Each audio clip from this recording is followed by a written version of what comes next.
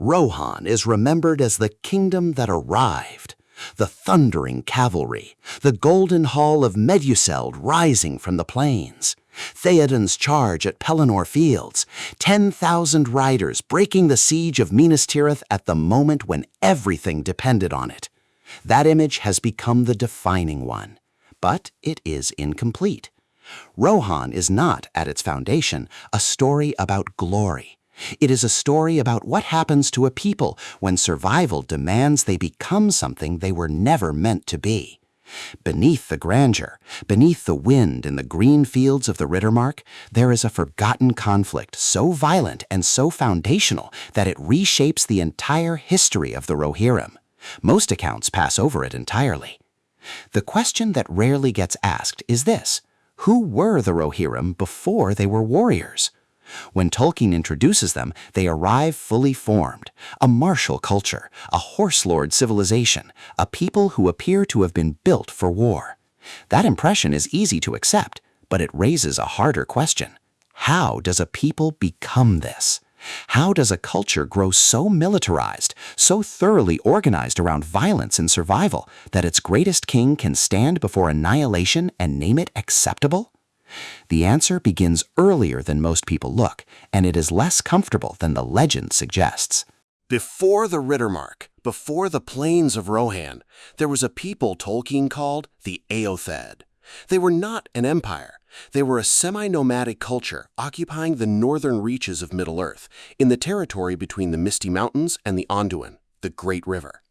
They kept horses, but in the way that a farming community keeps tools. The horse was transport, utility, pastoral necessity. These were not yet a people defined by warfare. They were something considerably quieter.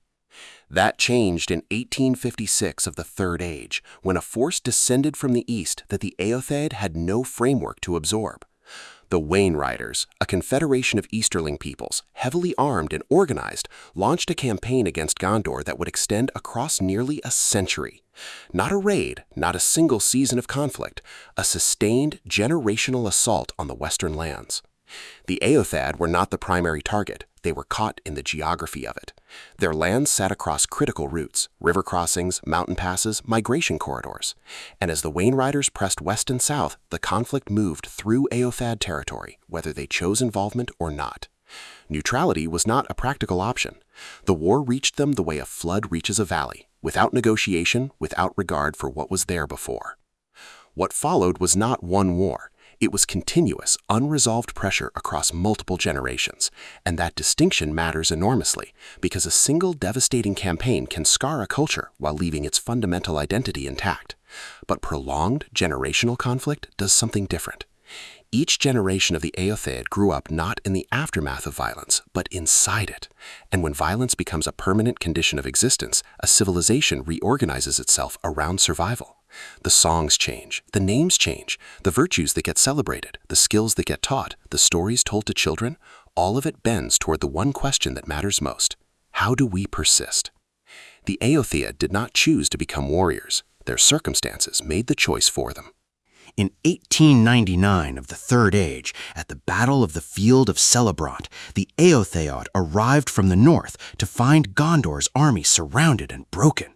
The Balkoth, fighting in the tradition of the Wainrider alliance, were positioned to complete the annihilation. The Éothéod rode in from the Vale of Anduin and reversed the battle entirely. Gondor survived because of that intervention. Afterward, Sirion, the steward of Gondor, granted the Éothéod a land, the plains of Calanardon, later called Rohan. An oath was sworn at Halaphirion, one of the great beacon hills, recorded by Tolkien in both Quenya and the language of the Éothéod themselves. That oath would carry forward 500 years, binding the Rohirrim to answer when Gondor lit the beacons. The Éothéod became the Rohirrim. They settled the Riddermark, and within a generation they encountered something their military traditions had not prepared them for: the complications of occupying land that already had a history. The Dunlendings, a people with ancestral ties to those same plains, had been displaced to make room for Gondor's gift. They did not accept that displacement. They pressed in from the west, carrying a grievance that had its own legitimacy. The early kings of Rohan fought not only external invaders, but internal rebellions and the sustained hostility of a people who understood themselves as the wronged party. The Rohirrim had survived centuries of threat from the east. They had arrived in their new homeland and in doing so became the source of threat for someone else. That tension would compound across centuries until it produced the conflict that came closest to ending Rohan entirely. In 2758 of the Third Age, Wulf, the son of Freka, a lord of mixed Dunlendish and Rohirric descent who had been killed by King Helm, led a Dunlendish army in a coordinated assault on Rohan from multiple directions simultaneously. Edoras fell. King Helm was driven back to the mountain fortress that would later bear his name, Helm's Deep, and there he made his stand. What followed was not a heroic siege in any conventional sense. The long winter of 2758 to 2759 descended on Middle-earth with an intensity not recorded in generations. The snows came and did not stop. Supply lines failed, crops were buried, livestock perished. Inside Helm's Deep, the population starved, not dramatically but incrementally, the way starvation actually works.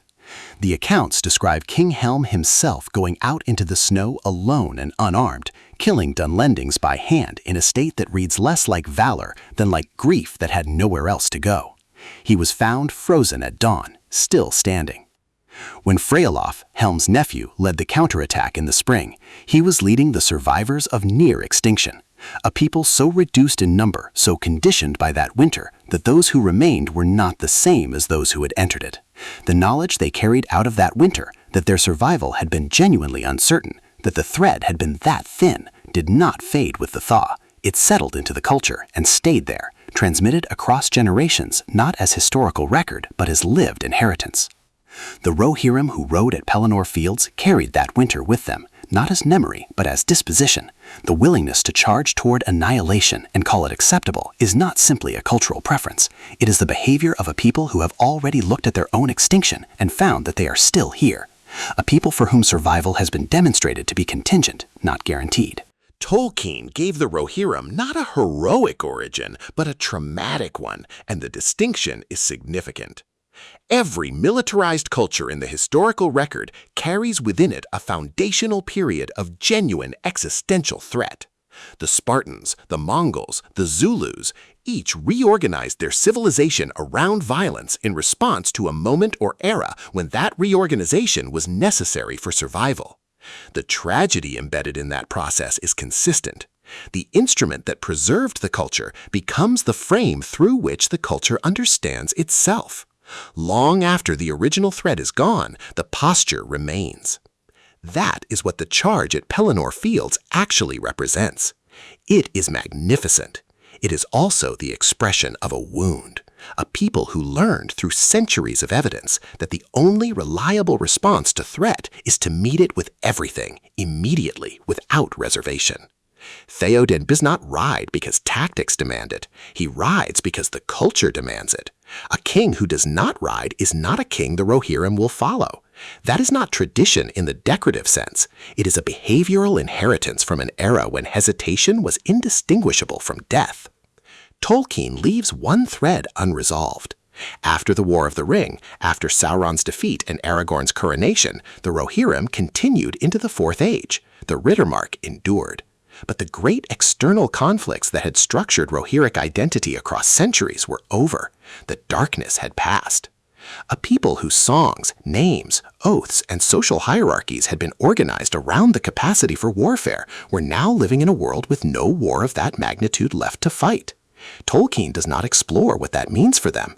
The question is left open. That may be the most considered thing in the entire history of Rohan. Not the battles or the oaths or the kings who died well, but the silence that follows victory, and what it costs a culture when the purpose it was built for no longer exists.